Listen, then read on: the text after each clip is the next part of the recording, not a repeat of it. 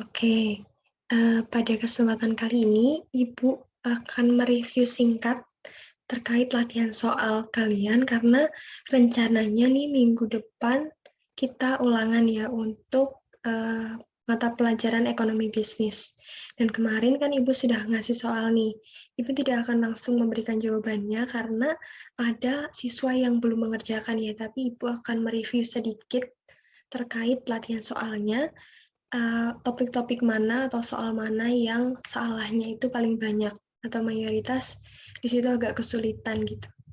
Yang pertama yaitu terkait masalah ilmu ekonomi. Sebenarnya ini udah ada di video ya, tapi mungkin kurang jelas gitu. Nah, sebenarnya masalah ilmu ekonomi itu ada apa sih? Itu sebenarnya dibagi menjadi dua. Yang pertama, ekonomi klasik, masalah ekonomi klasik. Yang kedua, masalah ekonomi modern. Nah, masalah ekonomi klasik ini intinya yaitu kelangkaan, di mana kebutuhan itu tidak terbatas, tapi sumber daya untuk atau alat untuk memenuhinya itu terbatas. Jadi di situ ada kesenjangan, ada gap. Di sini kebutuhan nih, alat muasnya di sini. Nah, segininya itu disebut kelangkaan. Oke, paham ya? Terus yang kedua, yaitu masalah ekonomi modern. Masalah ilmu ekonomi modern ini udah tidak lagi hanya memikirkan tentang kebutuhan saja, tetapi bagaimana memenuhi kebutuhan orang-orang lain dengan berusaha, dengan berproduksi. Jadi masalahnya itu ada what, barang apa sih yang harus diproduksi? Kira-kira apa sih yang dibutuhkan sama masyarakat? Harus mulai mikir nih, produknya apa kalau mau misal bikin usaha. Terus yang kedua, how. Bagaimana sih cara memproduksinya? Misalnya udah tahu nih, orang-orang nih kayaknya rambutnya rontok terus deh. Akhirnya pinginlah buat produk-produknya, misalnya sampo anti rontok. Terus how-nya bagaimana sih cara memproduksinya? Gimana sih supaya bahan-bahan yang ada itu bisa jadi satu, terus dikemas yang cantik, bisa dijual. Nah, itu yang harus dipikirkan, yang jadi masalah lagi. Terus yang terakhir, udah jadi nih produknya, misal udah terselesaikan what dan how, itu yang terakhir, for whom. Buat siapa sih produknya ini? Mau buat remaja, buat bapak-bapak, buat emak-emak, atau siapa kayak gitu. Nah, itu harus dipikirkan juga karena ngaruh ke pemasaran kalian mau seperti apa. Mau lewat online atau offline, kalian butuh endorse siapa sih? Misalnya kalau ibu-ibu ya berarti butuh endorse-nya misalnya ya pemain sinetron yang terkenal misalnya Ikatan Cinta gitu atau apa. Terus kalau remaja misalnya dimasukin ke drama Korea.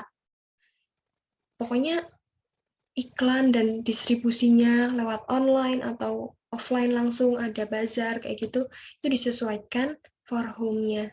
Jadi intinya kalau klasik itu kelangkaan, kalau modern itu what, how, for whom. Itu perlu diingat-ingat banget ya. Terus yang kedua yaitu penyebab kelangkaan. Sebenarnya ini juga udah Ibu sampaikan, ada di modul ya. Jadi intinya penyebab kelangkaan itu semua yang buruk-buruk. Ibu bold ya, keterbatasan sumber daya alam. Karena terbatas, maka dia langka. Karena barangnya itu susah, sumber dayanya itu susah ditemukan. Misalnya minyak bumi, batu bara, itu susah ya. Makanya dia bisa jadi ada kelangkaan kayak gitu loh ke depannya kalau habis. Yang kedua, perbedaan sebaran sumber daya alam. Itu menyebabkan kelangkaan. Misalnya nih, di di Jogja nih misalnya nggak bisa tuh nanem-nanem yang tanaman-tanaman yang harus suhunya dingin banget.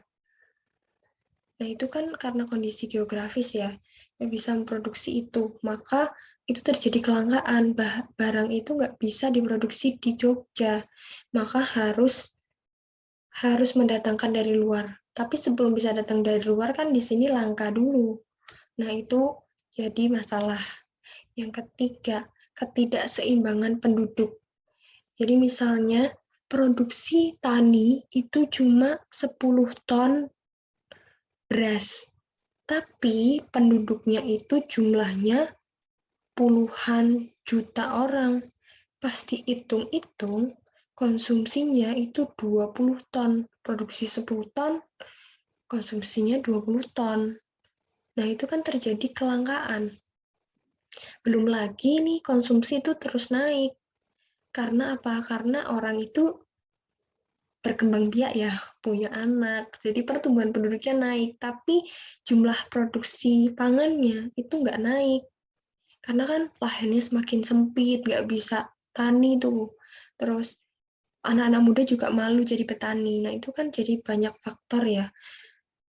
Nah, akhirnya terjadi ketidakseimbangan antara pertumbuhan penduduk dengan keseimbangan pengembangan pangan. Akhirnya terjadi kelangkaan pangan.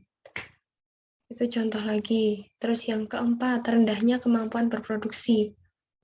Misalnya, semakin sulit untuk memproduksi suatu barang, nggak punya kemampuannya, itu barang itu akan semakin susah diperoleh dan dia semakin langka. Karena limited edition, padahal yang mau beli, yang butuh itu banyak. Itu terjadi kelangkaannya. Terus, perkembangan teknologi yang lambat. Nah, kalau misalnya penduduk yang butuh itu 20.000 dalam sehari, tapi produksinya pakai manual, itu lama, paling cuma kuat 10.000. Tadi butuhnya 20.000, yang bisa diproduksi sehari itu cuma 10.000. Maka yang 10.000 ini adalah gap kelangkaan. Terus ada bencana alam. Contohnya kemarin kita ngerasain sendiri COVID ya.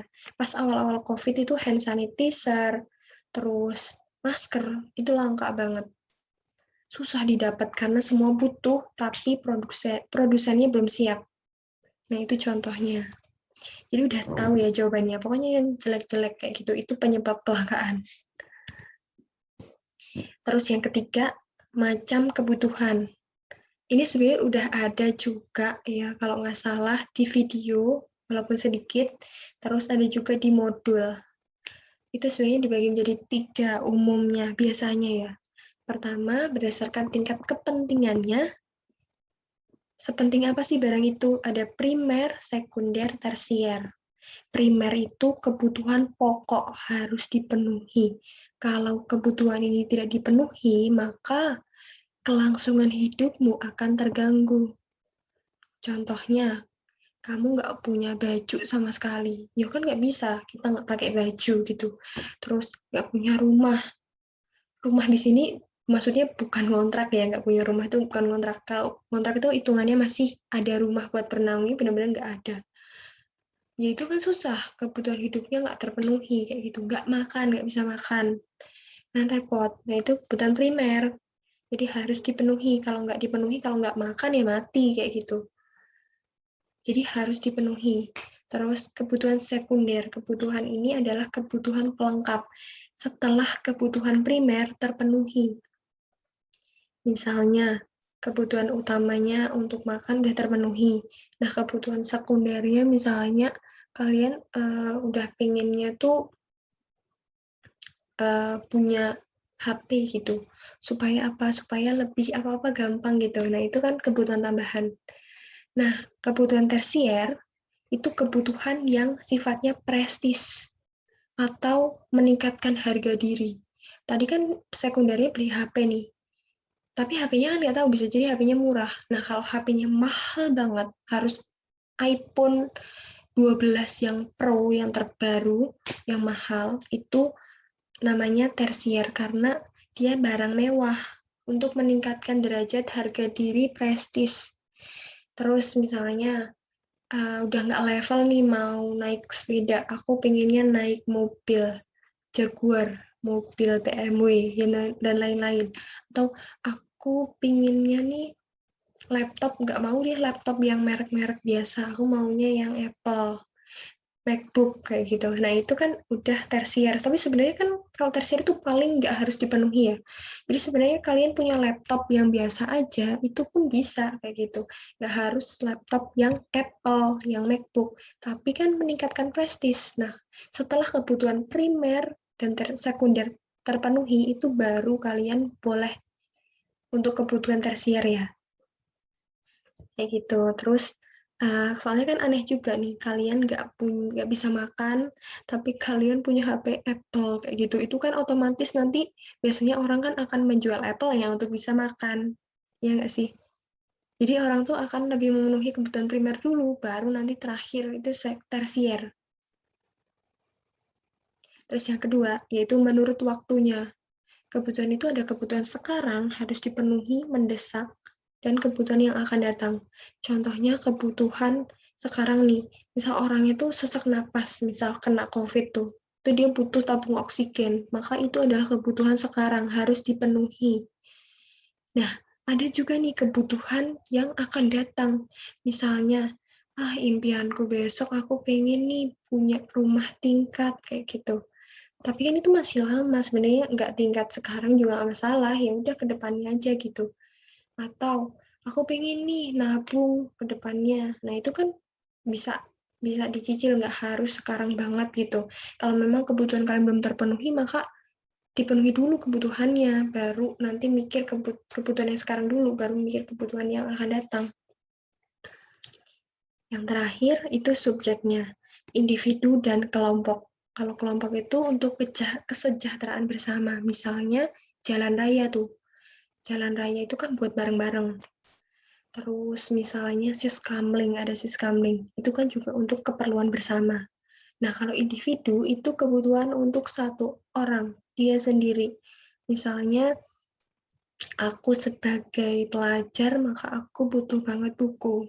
Bisa jadi ibuku tuh nggak butuh buku, jadi nggak bisa buat bareng-bareng kan, buat aku sendiri. Terus aku sekarang lagi sakit batuk, maka obat batuk itu buat aku penting banget. Tapi mungkin untuk orang sehat itu nggak penting. Jadi itu kebutuhan kelompok dan individu ya. Bedanya itu. Nah, terus ini the last, terakhir itu biaya peluang, opportunity cost. Itu adalah biaya yang dikorbankan saat kalian memilih suatu pilihan dan mengorbankan pilihan yang lainnya, atau kamu nggak milih pilihan itu. Nah, besarnya pengorbanan ini, berapa sih nilainya? Yaitu nilai yang paling besar, yang paling besar dari yang kalian korbankan. Bukan penjumlahan dari semua pilihan yang tidak kalian pilih. Kenapa? Kenapa cuma pilih salah satu aja dan yang paling besar? Karena logikanya, kan kalian udah milih A nih. Padahal ada pilihannya A, B, C. Kalian itu cuma bisa milih satu. Kalian udah milih A. Maka kalian mengorbankan dua ini kan sebenarnya. Cuma sebenarnya intinya kalian cuma mengorbankan salah satu. Kalaupun kalian nggak memilih A nih, nggak jadi nih misalnya. Maka kalian cuma bisa milih antara B atau C. Bukan memilih B dan C. Paham nggak sih? Jadi salah satunya aja. Contohnya nih, Anita nih juara Olimpiade. Dia mau diberi hadiah, tapi hadiahnya itu nggak bisa dipilih semuanya. Cuma boleh milih salah satu dari hadiahnya. Ada HP, laptop, uang tunai. Anita akhirnya milih HP. Anita akhirnya milih uang karena dia udah punya HP dan udah punya laptop. Dan dia butuh uang. Maka maka nilainya yang dikorbankan adalah yang paling besar, yaitu HP 2 juta.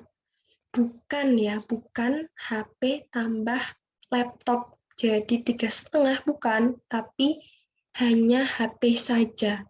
Karena kalau dia nggak memilih uang tunai, dia kan juga cuma boleh milih salah satu, milih HP atau milih laptop. Nah, karena harga HP ini lebih tinggi, maka dia logikanya sih harusnya lebih berat melepas HP. Jadi intinya kayak gitu. Oke, cukup sekian dari Ibu. Apabila masih ada yang dibingungkan atau ingin ditanyakan, boleh PC aja langsung atau komen di Google Classroom juga boleh. Wassalamualaikum warahmatullahi wabarakatuh.